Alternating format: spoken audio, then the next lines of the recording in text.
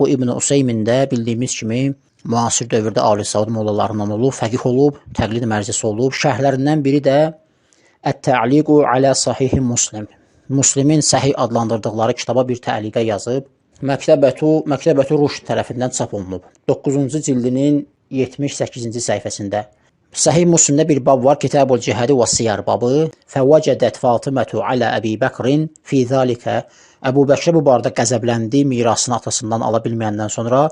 Fəhəcərəthu və onu tərk etdi, fələm tükəllimhu həttə tuvufiyyət və ölənə qədər onunla danışmadı. İndi bu hissəni İbn Useymin şərh eləyəndə görün Əhl-i Beytin nə cür təhqir eləyir. Deyir, ilahi, onu bağışla, xanım Zəhranı, deyir ki, ilahi bağışla.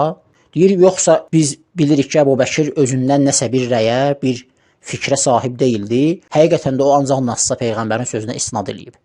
وَكَانَ عَلَيْهَا أَنْ تَقْبَلَ قَوْلَ النَّبِيِّ عَلَيْهِ الصَّلَاةُ وَالسَّلَامُ.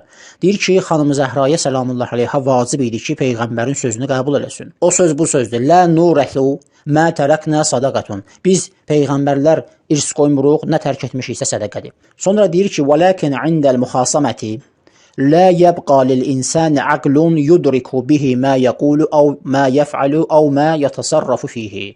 Sözə baxın, deyir ki, və lakin bu ki, deyir xanım Zəhra səlamullah aleyha görə Əbu Bəkirin sözünü qəbul edərdi. Niyə qəbul etməyib? Buna görə. Deyir, və lakin deməli, düşmənçilik zamanı, müxasamə yəni düşmənçilik.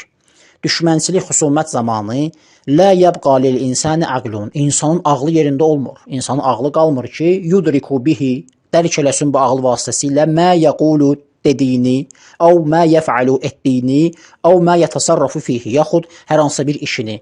Yəni, İbn Useymin deyir ki, xanım Zəhra səlamullah aleyha ki, düşmənçilik elədilər, Əbu Bəkir arada düşmənçilik yarandı. Bu düşmənçilik zamanı deyir, xanım Zəhranın nəuzu billah, nəstəciru billah, Peyğəmbərin məhzərindən üzr istəyərək bunu deyirik.